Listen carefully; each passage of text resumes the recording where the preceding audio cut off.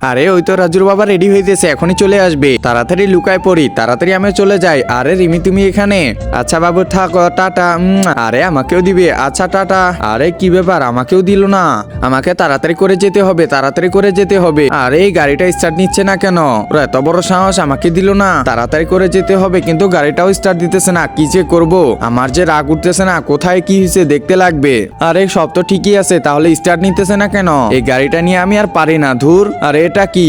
রিমি তো দেখি রাগ করে আছে। ও আচ্ছা বুঝতে পারছি, তোমার এত বড় সাহস। দাঁড়াও দাঁড়াও, রাগ করিও না, এখনই যাইতেছি। Wait wait. একজন মা কতটা আপন হয়ে থাকে, যার মানেই তাকে জিজ্ঞাসা করে দেখো। তো দেখা যাক বন্ধুরা, এই মায়ের জন্য কে ভিডিওটিতে লাইক এন্ড সাবস্ক্রাইব করে।